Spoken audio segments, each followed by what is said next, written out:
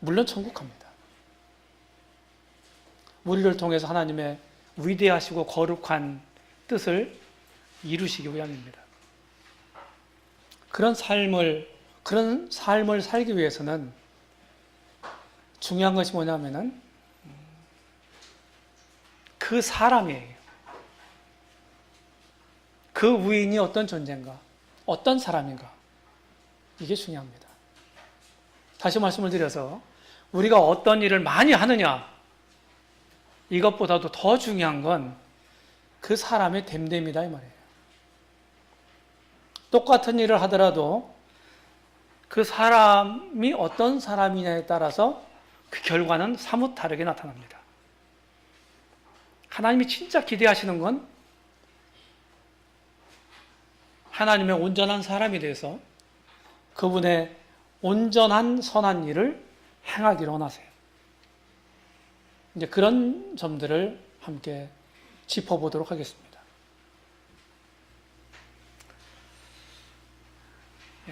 복음은 로마서 1장에 보게 되면 하나님 아들 예수 그리스도에 대한 소식입니다. 이 복음 안에는 우리를 구원하는 능력뿐만 아니라 그분을 믿는, 예수님을 믿는 크리스찬들이 어떻게 살아갈 것인가 하는 삶의 원리가 담겨 있어요. 그런 점을 함께 오늘 나누고자 합니다. 왜냐하면 그리스도인은 주님을 닮아서 주님처럼 살아가는 사람들이기 때문이에요. 그게 크리스천이라고는 의미해요. 그리스도인, 그리스도의 사랑. 자, 복음이 어떤 것입니까? 로마서 1장 16절에 보게 되면은 복음은 모든 믿는 자에게 구원을 주시는 하나님의 능력이다. 우리를 구원할 뿐만 아니라 우리를 변화시키십니다. 360도 변화시키는 게 아니고 180도 변화시킵니다. 360도 제자로 돌아오는 거죠. 인생이라는 게 뭡니까? 인생은 일장춘목이에요. 이렇게 통곡하며 태어나서 부모의 돌봄을 받고 그리고 무럭무럭 자라서 이제 좀 컸다고 이제 결혼도 하고 또 부양가족이 생겼으니까 정신없이 살다가 이렇게 또 어느새 중년이 됩니다. 그리고 이제 머리에 서릿발이 내리죠. 인생의 황혼이 드려지면 뭐가 기다려요? 요게 기다린다 이 말이죠. 그래서 인생은 울음과 함께 이 세상에 왔다가 다른 사람들을 울리며 가는 겁니다. 맞아요? 이게 인생 전부예요. 이게 아무렇지도 않은, 아무것도 아닌 이런 하찮은 인생 속에 하나님이 오셨어요. 이렇게 태어나서 결국 살다 보니까 꼬부랑 할아버지가 됩니다. 저도 이제 벌써 할아버지가 됐어요. 머리가 샜다고 다 할아버지는 아니죠? 결국은 이렇게 되죠. 이게 인생입니다. 그렇죠? 지금 우리나라 한국, 대한민국이 5천만이 좀 넘습니다. 인구가. 근데 하루에 평균 670명씩 죽습니다. 대개 우리는 3일장 하죠? 그렇죠? 3일장 하니까 시체가 얼마 되겠어요? 시체가 병원이나 이런 데 영안실에 몇 구가 있겠습니까? 거의 2,000구가 있는 거예요. 매일. 그러니까 상포사가 장사가 되고 장의사가 장사되는 거예요. 우리가 이런 인생길을 피할 수 있습니까? 피할 수 없어요. 어떻게 보면 우리 인생은 사실은 하나님을 빼면 하나님과 격리된 하나님이 없는 인생은 아무것도 아닙니다.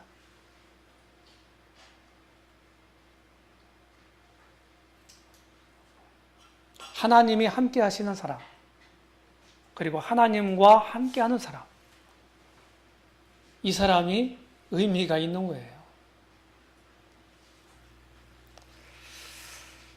촛불입니다. 촛불이 꺼졌어요. 제가 얼마 전에 이런 시를 썼습니다. 이게 잘못됐는데, 네. 올해 쓴 거예요, 이게. 오타가 나왔는데. 10월 달에 쓴 겁니다.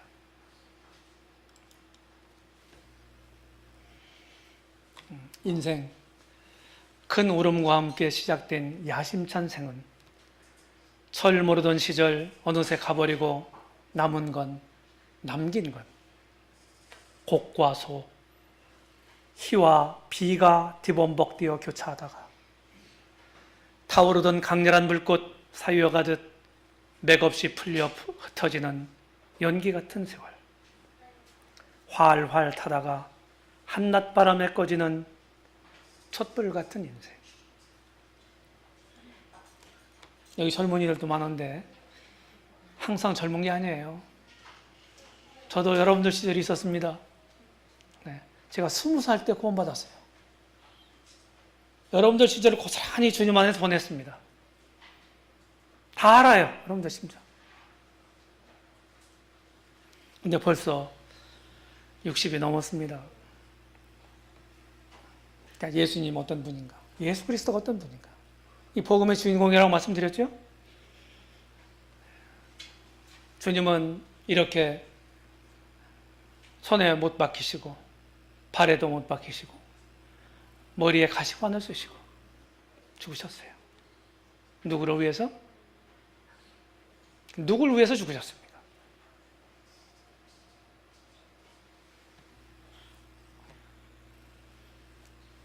여러분들 죄 용서 받으셨나요? 주님이 십자가에서 우리의 모든 죄를 해결해 주셨어요. 모든 죄, 내 일생에 있는 모든 죄, 하나도 남김없이. 그래서 죄의 형벌에 대한 문제를 완벽하게 해결해 주셨어요. 이것이 성경이 말하고 있는 복음입니다. 우리는 이분을 이제 모셨습니다. 우리를 천국 가게 하기 위해서만 십자가에 피 흘려 죽으신 게 아니에요. 죽은 자 가운데 다시 부활하신 게 아니에요. 뭡니까? 에덴 동산을 거슬러 올라가 보세요. 에덴 동산에서 아담과 하와가 하나님과 어떻게 지냈나요? 어떻게 지냈어요? 서로 대화하고 소통하고 하나님 뜻을 받들고 하나님 경배하고 하나님이 우리 인생들에게 말씀하신 그런 것들을 그들이 그렇게 살면서 그 말씀대로 살면서 에덴 동산에 살았어요. 맞아요? 근데 죄라고 하는 것이 그런 삶을 살지 못하도록 했어요. 하나님이 바로 아드님을 통해서 우리를 구원해 주신 이유가 뭐겠어요? 하나님 당신과 함께 하기 위해서예요. 예전 에덴 동산, 죄가 없던 그 시절, 그것을 회복하시기 위함입니다. 그러니까 우리와 임마누엘 하시기 위해서 나와. 늘 그분과 함께 하면서 그분의 뜻을 읽으면서 그분의 뜻을 존중하면서 그분의 뜻을 살아내면서 살아가기 원하신 거예요. 그래서 우리를 구원하신 거예요. 천국 갈 수 있다고, 구원받았다고, 죄 용서받았다고, 나는 의인이 되었노라고? 좋아요. 그런데 내 삶은 그런 신앙의 고백과 전혀 동떨어진 삶을 살고 있다고 한다면 그것은 문제입니다. 큰 문제예요.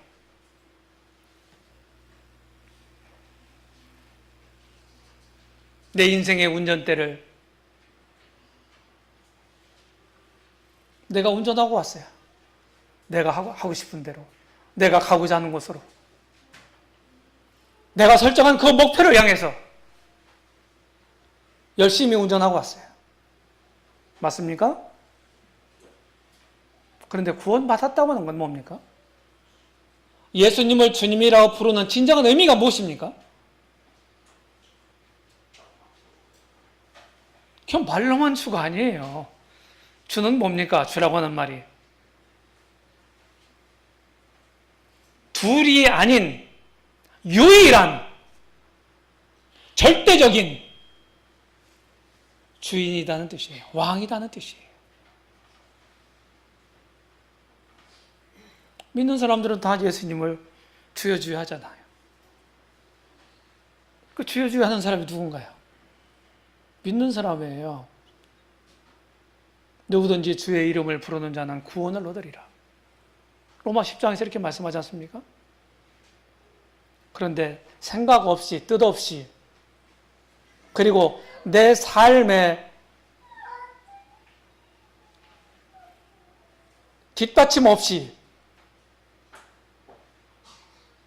말로만 주님이라고 한다고 하는 것은, 그것은 우리 주님이 마태복음 7장에서 말한 그 사람들하고 비슷한 삶을 사는 겁니다.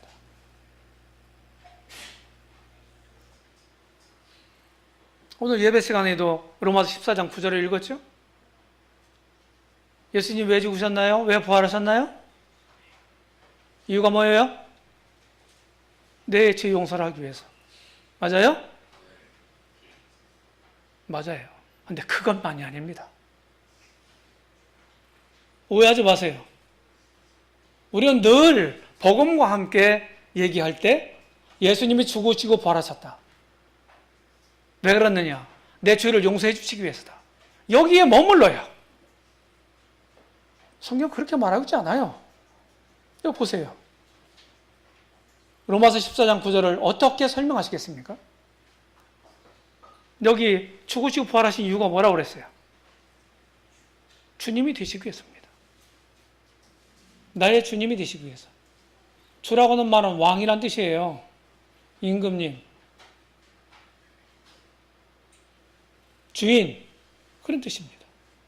주권자라는 뜻이에요.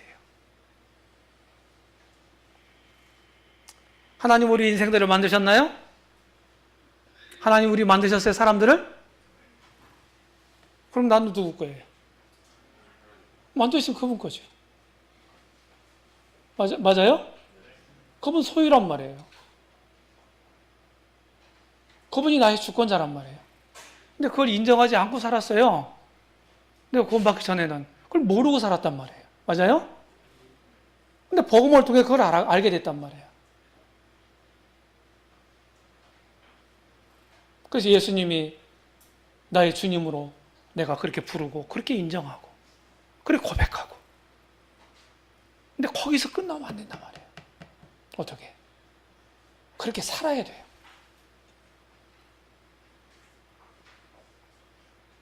성경에서 말하고 있는 믿음은 입술의 고백으로 끝나는 게 아닙니다. 삶으로 그 마음 가운데 있는 그 믿음을 나타내야 합니다. 그 믿음으로 사는 거예요. 히브리서 기자가 히브리서 11장에서 뭐라고 얘기합니까? 구약의 많은 믿음의 사람들을 쭉 소개를 하면서 그들이 믿음으로 살았다. 믿음이 이론이 아니에요. 믿음은 정적인 게 아닙니다. 동적인 것입니다. 믿음으로 사는 거예요.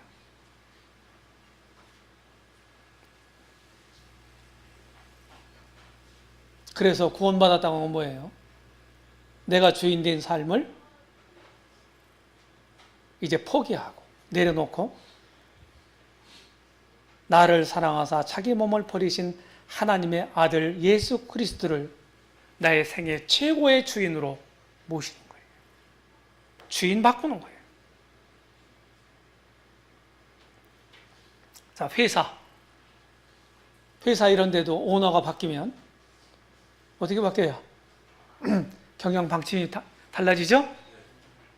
네, 달라져요. 바뀌면 막 회사가 그냥 그 사원들을 그냥 바쁩니다. 새로운 걸 막 하고 오다를 내리고 막 하니까.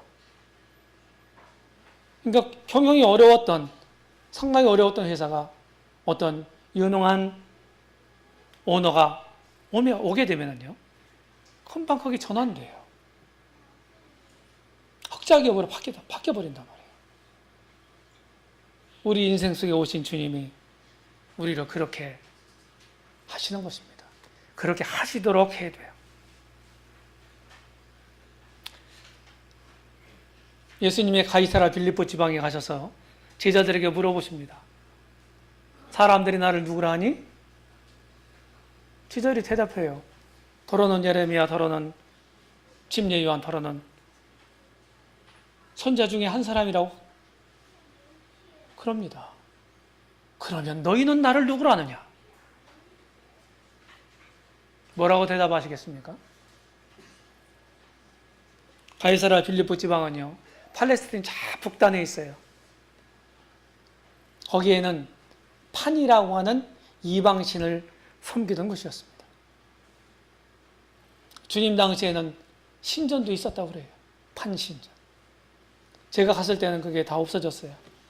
근데 관광객들을 위해서 그것을 재현할 거다, 이런 얘기를 들었는데 지금 지어졌는지 모르겠습니다.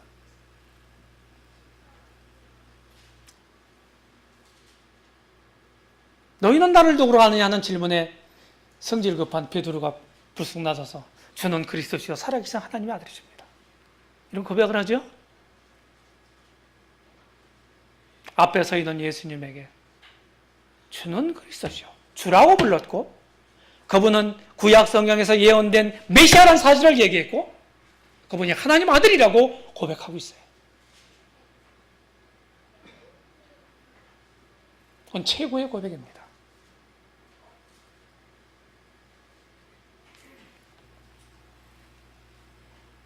우리는 예수님을 통해서 신분이 세탁됐어요. 세탁, 돈 세탁, 신분 세탁, 이런 얘기를 세상에 쓰고 있잖아요. 요새 뭐 흑수저, 금수저 그러는데 이게 흑수저입니다.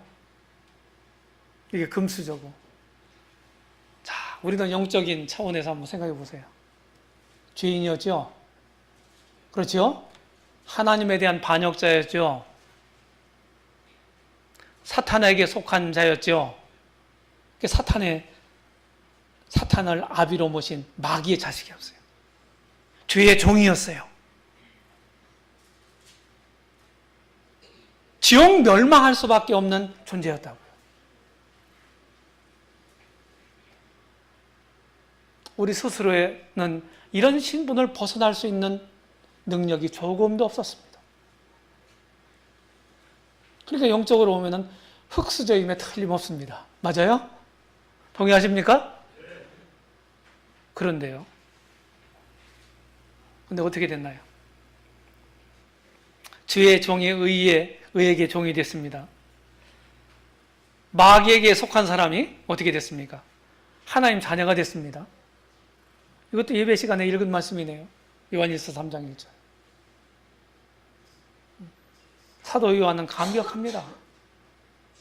그러면서 보라! 아버지께서 어떠한 사랑을 우리에게 주사 하나님의 자녀라 일컬음을 얻게 하셨는고 우리가 그러하도다. 마귀 자녀가 하나님 자녀가 됐네요. 이게 흑수저가 금수저 된 거 아닌가요?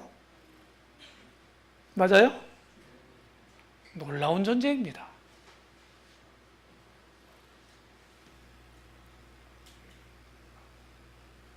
이사야서 1장에서 이렇게 말씀하시는데,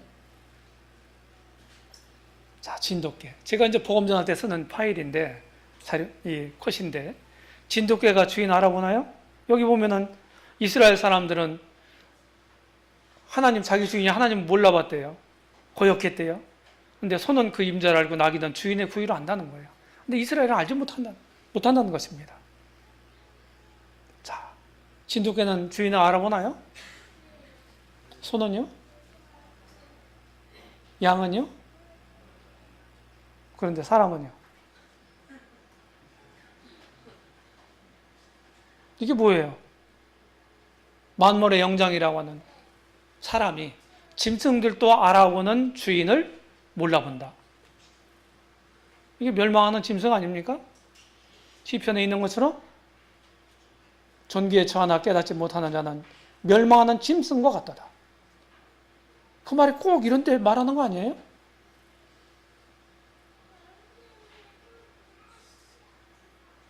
여기 계신 여러분들이 모두가 다 구원, 진짜로 하나님 보시기에 구원 받으셨기를 바랍니다. 제가 왜 이런 표현을 쓰는 줄 아세요? 구원받았다 오는 사람들 가운데도 하나님 보시기에 구원받지, 진짜 구원받지 않은 사람도 있을 수 있어요. 100%는 없거든요. 그래서 그런 가능성을 제가 열어놓은 거예요.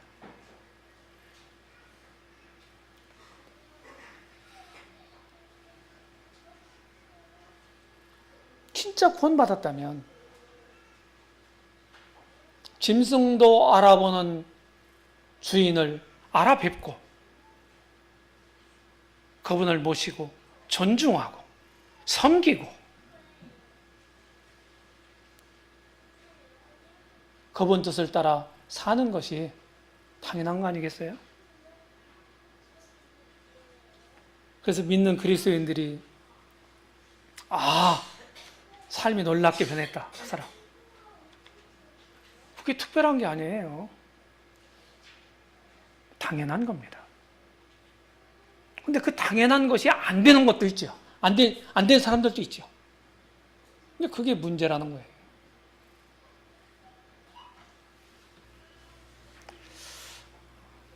좀 어려운 말을 쓰는데 하나님의 마음이 뭔가, 원하시는 마음이. 주님은 속에 있는 게 다 입으로 나온다고 그랬어요. 속에 있는 게. 그렇죠? 여러 가지로 나옵니다. 말로 나오고, 얼굴 표정으로도 나오고, 태도로도 나오고, 내 삶으로도 나오고. 마음에 없는 게 나오는 건 없어요. 마음에 없는 걸 우리가 이렇게 하고 그러는 건 없어요. 무엇인가를 내가 한다면, 무슨 말을 한다든지 무엇인가를 한다면, 그건 마음속으로부터 비롯된 것입니다. 마음이 참 중요하죠. 마음의 생각이 사람을 움직입니다. 마음에 있는 것이 표현돼요. 할 마음만 있으면 어떻게 됩니까? 하는 거예요. 할 마음이 있으면. 그렇죠? 하나님은 뭘 원하십니까? 우리 마음을 원하시더라고요. 마음. 구약에 보게 되면 10계명이 있어요. 10가지 계명. 근데 10가지 계명을 우리 주님은 2가지로 압축하셨습니다. 첫 번째 크고 큰 계명은 무엇입니까? 하나님 사랑하라 하는 거예요. 어떻게? 여기 있는 것처럼 내 마음 다하고 목숨 다하고 성품 다하고 힘을 다해서. 이게 무슨 뜻인가요? 내 온 마음을 하나님 사랑하라는 거예요. 전심으로. 2번째는 뭐라고 그랬습니까? 내 이웃을 내 마음과 같이 사랑하라. 그게 십계명의 요약입니다. 하나님은 사실은 제가 성경을 가만히 보니까요. 이것도 해라 저것도 해라. 복잡한 것 같죠? 아니요. 복잡하지 않아요. 하나님은 저와 여러분들의 마음을 원하세요. 마음. 네 마음을 달라는 거예요. 그럼 마음이 가는 곳에 뭐가 가요? 몸이 가죠. 맞죠? 마음이 있으면 뭐 어떻게 해요? 하게 되죠. 마음 달라는 거예요. 어떤 마음? 쪼가리 마음이 아니라 온 마음을 달라는 거예요. 전심을.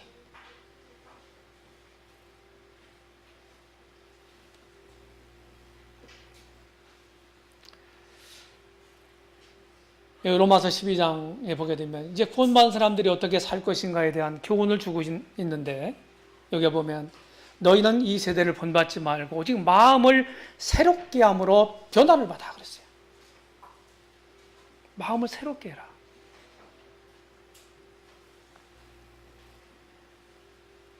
그 다음에 에베소서 4장에 보게 되면 23절에 오직 너희의 심령이 새롭게 되어 하나님을 따라 의와 진리의 거룩함으로 지으심을 받은 새 사람을 입으라 그랬어요.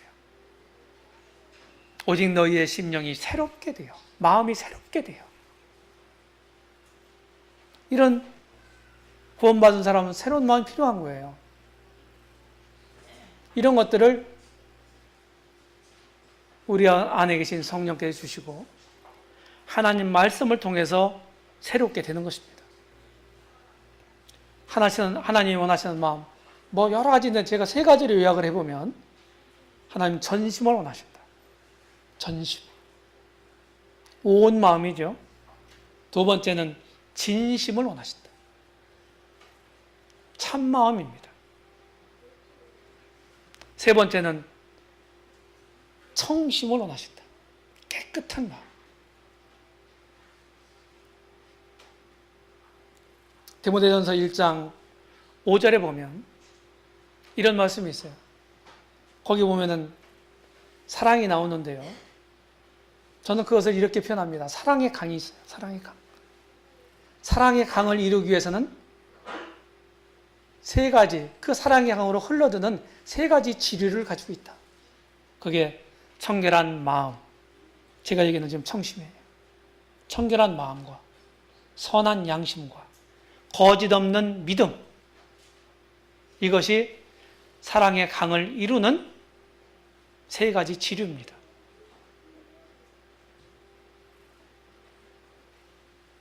깨끗한 마음. 우리 속에 아직도 죄가 있기 때문에 구원받았지만 우리 마음을 깨끗하게, 순수하게 이렇게 한다고 하는 게 그렇게 쉽지만은 않아요. 맞죠? 아직도 내 자아가 내 속에 도사리고 있고, 자아가 뭡니까? 그게 사실은 죄덩어리예요. 죄의 본질이 뭡니까? 이기심입니다. 전부 자기 중심적으로 생각하죠. 맞아요? 하나님 중심적으로 생각하고 하나님 중심적으로 사는 게 우리 인생의 원래 삶이에요. 그 본래 삶이라고요. 그런데 죄로 점철되었다가 구원받았지만은 여전히 우리가 죄 가운데 벗어나지 못하고 있어요. 죄가 이 안에 들어있고, 그리고 나를 유혹하는, 손짓하는 세상과 마귀가 여전히 존재합니다. 그러니까 그 죄로부터, 이기심으로부터 온전하게 벗어나는 일이라고 하는 것이 그렇게 쉽지 않아요.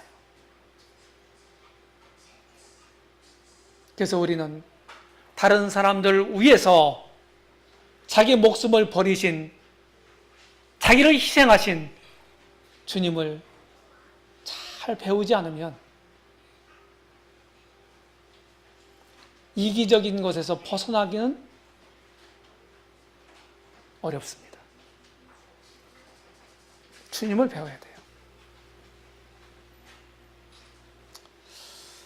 이런 찬송이 있죠. 가스펠송이 있죠. 아버지 당신의 마음이 있는 곳에 나의 마음이 있기를 원해요. 아버지 당신의 눈물이 고인 곳에 나의 눈물이 고이길 원해요.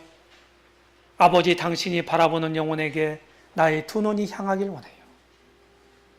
아버지 당신이 울고 있는 어두운 땅에 나의 두 발이 향하길 원해요.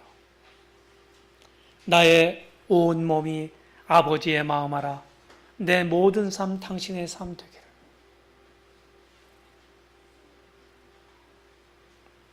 이 가사말이 지금 제가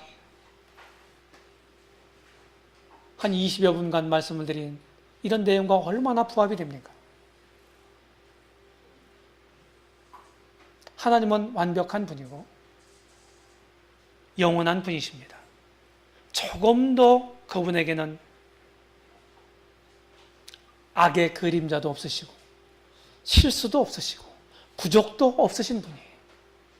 그러니까 그분의 뜻은요, 완벽하게 거룩하고 선합니다.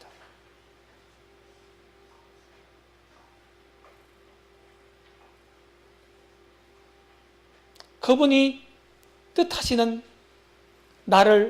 나에게 원하시는 뜻이 있어요. 내가 할 일은 뭘까요? 우리가 할 일은 뭘까요? 그분의 뜻에 맞추는 겁니다. 그분의 뜻을 알고 그분의 뜻에 맞추는 삶을 사는 거예요. 요새 말로 그분과 코드가 같아야 되는 거예요. 그럴 때 하나님도 기뻐하시고 나도 행복한 거예요. 거기에 진정한 행복이 있고 가치가 있습니다. 나는 누굽니까? 빨리 보겠습니다. 하나님 자녀예요. 하나님 자녀. 그전에는 이제 우리나라도 성경에도 말하고 있지만 양자제도라는 게 있었죠. 그렇죠? 지금은 그렇게 하시는 분들이 별로 없는 것 같더라고요.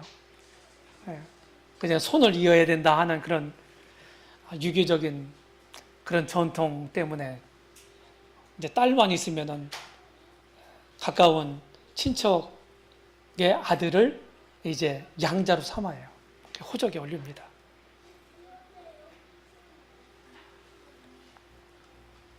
우리도 하나님의 양자가 됐어요. 하나님 우리를 양자로 삼아주신 겁니다. 그래서 하나님의 아버지가 되고 우리가 그분의 아들이 된 거예요.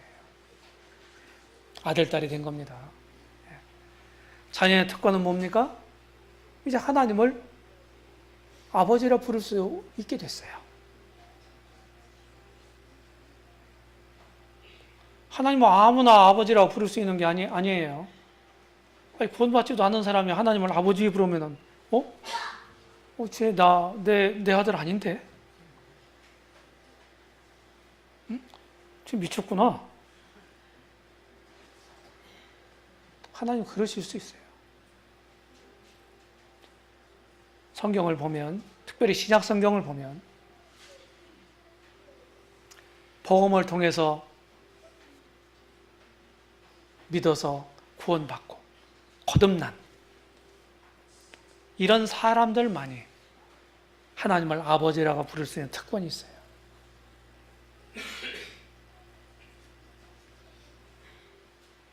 자녀에게는 상속권이 있죠? 맞아요? 상속권이 있습니다.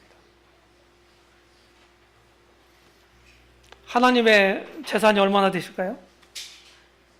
응? 요새는요, 돈 많으면 큰일 납니다. 자녀들 쌈질해요. 돈 많이 갖고 있지 마세요. 여기 연세 드신 분들. 좋은 데 많이 쓰시기 바랍니다.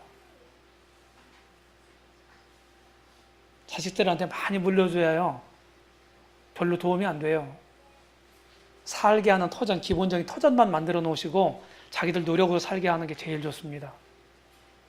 돈 많으면요, 그거 믿고요, 일도 안 해요. 완전 폐인되는 거예요. 그게 잘하는 게 아닙니다. 하나님이 얼마나 부자시겠어요? 하나님께 얼마나 되겠습니까? 아버지께 내 거지 뭐. 그죠? 네. 부자인 거예요. 세상 것들은 다 지나가버리고 말아요. 우리는요, 인생 다 떠나죠. 그렇죠? 여기서 영원히 살 수 없잖아요, 우리가. 그것만 확실히 알잖아요.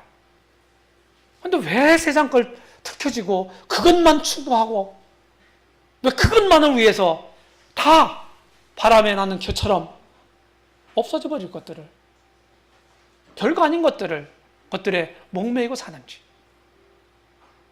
생각해 봐야 돼요.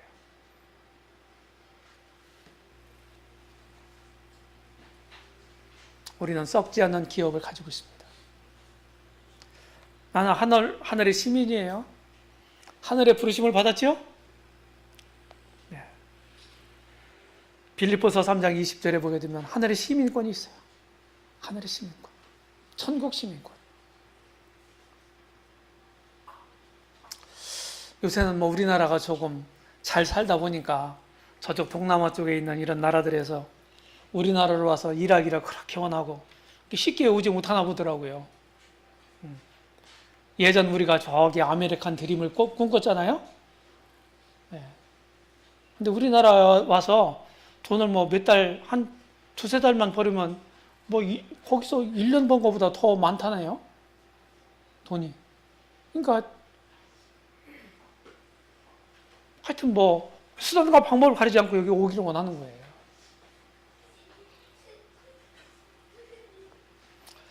제가 미국에 2번 가봤는데 거기 가니까 이 시민권이 아니라 영주권을 받기를 원하는 그런 분들이 많이 있더라고요. 예, 불법 치료하고 있는 분들. 영주권이 이제 어떻게 하면 정책이 바뀌어서 좀 줄까?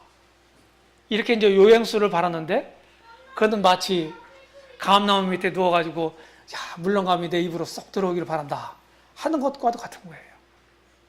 쉽지 않아요.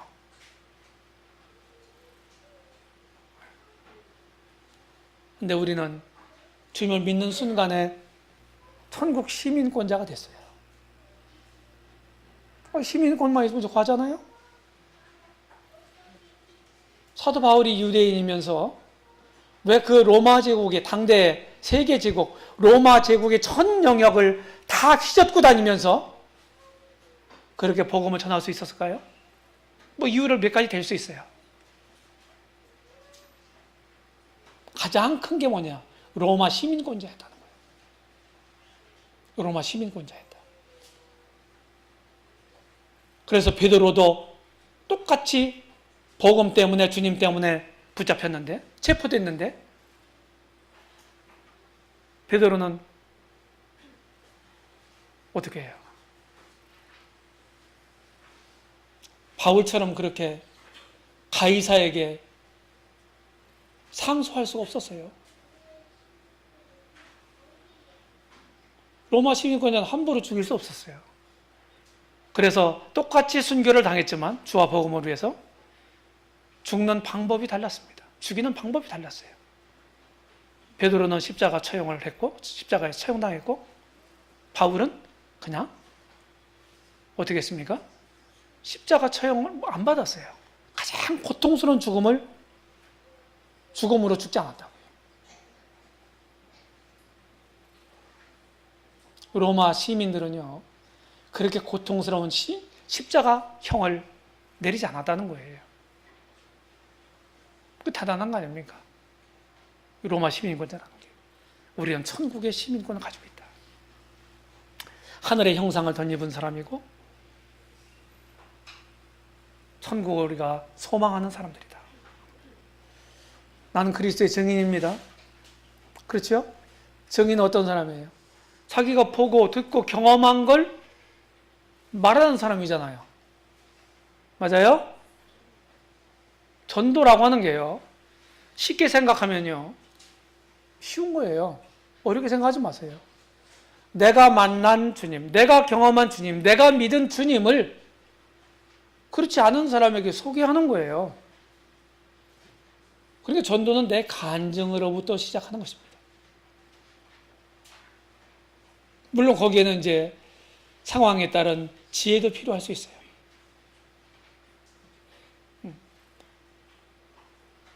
내가 보고 들은 것을 말하지 않을 수 없다. 사도들이 공의 앞에서 그렇게 얘기했지 않습니까?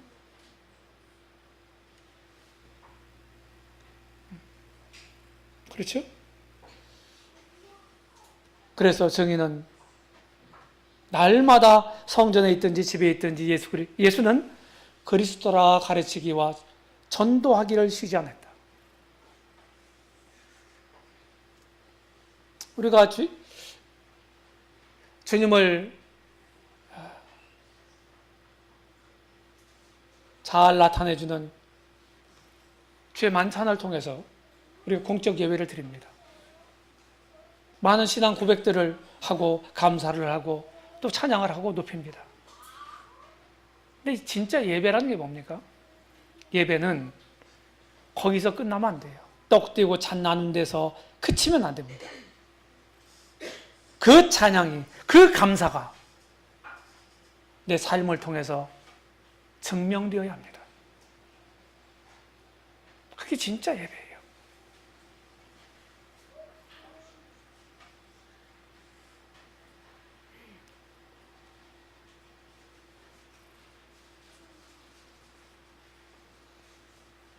그냥 내 삶을 통해서 내가 고백한 그 고백, 그 진실하게 했던 고백, 그 찬양, 그 감사,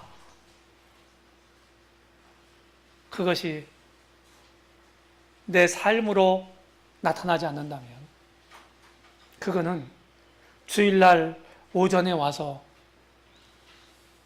하나님께 그냥 립 서비스 한 거예요.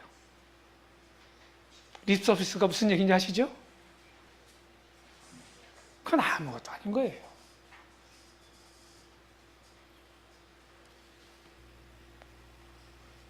우리는 복음의 채무자입니다.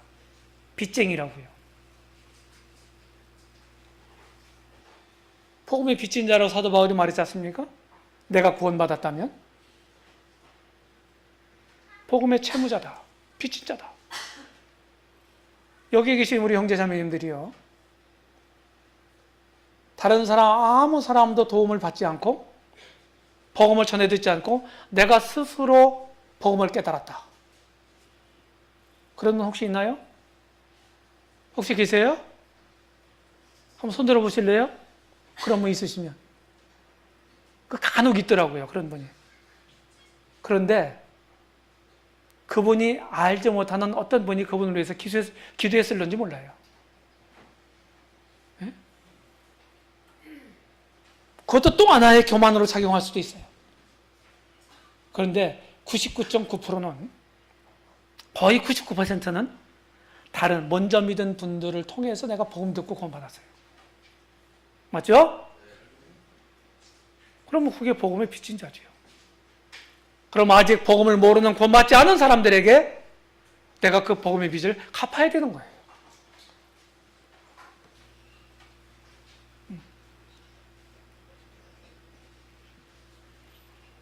나는 그리스도의 대사입니다.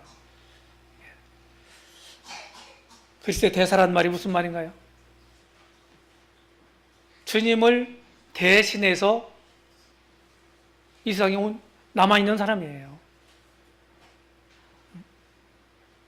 주님의 그리스도의 사신이라고 사도 바울은 얘기합니다. 또 그리스도의 향기라고도 얘기합니다. 믿는 사람들이. 세상 사람들은 하나님 알지 못해요. 주님도 알지 못합니다. 성경도 몰라요. 그런데 믿는 나를 통해서 하나님을 보고 주님을 경험하고 성경을 읽는다고 하는 사실을 기억하시기 바랍니다.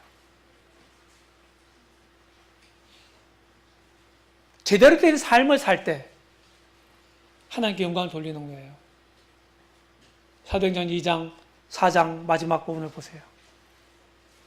믿는 사람다운 삶을 살 때 세상 사람들이 칭송을 해요.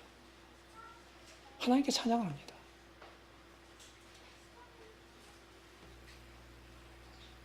나는 그리스도의 종입니다. 내가 주의 노예였잖아요. 그렇죠? 노예는 예전 같으면 이 성경이 쓰여지는 이 당시에는요, 노예는 마치 재산이었습니다. 주인의. 사고 팔고 했어요. 저 우시장에 가서 소를 내다 파는 것처럼 노예 시장이 있었단 말이에요. 그래서 젊고 건장하고 일 잘하는 똑똑해 보이는 이런 종은요, 훨씬 비싼 값에 팔렸습니다. 근데 성경에 보니까 주님이 자기 희생을 통해서 정당한 값을 지불하고 나를 사셨더라고요. 근데 나는 그분의 사신받은 존재이기 때문에 그분의 컷이 된 거예요.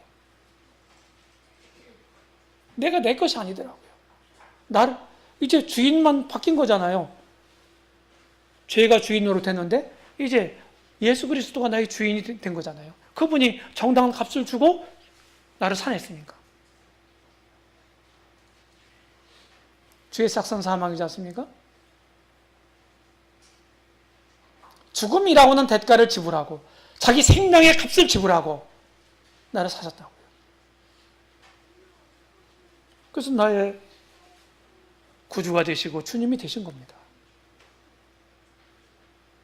그래서 그런즉 너희 몸으로 하나님께 영광을 돌려라. 우리 몸을 어디에 쓰나요?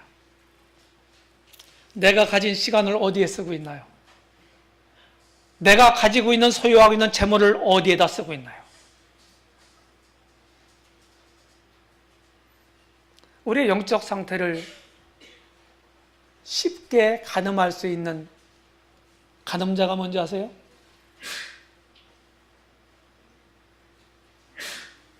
우리의 시간과 물질을 내가 어디에다 많이 쓰고 있는가? 바로 이겁니다.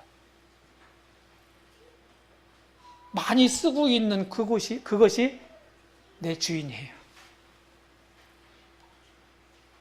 어떠십니까? 주님에게 많이 투자하십니까?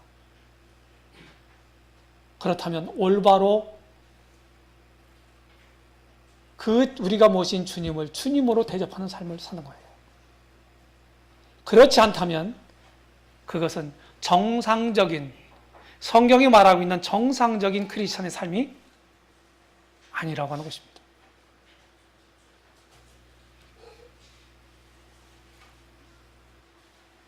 자, 10분이 됐네요. 10분 휴식을 하고 이제 해야 되죠? 예, 꼭 아까 20분에 시작했으니까 50분을 했습니다.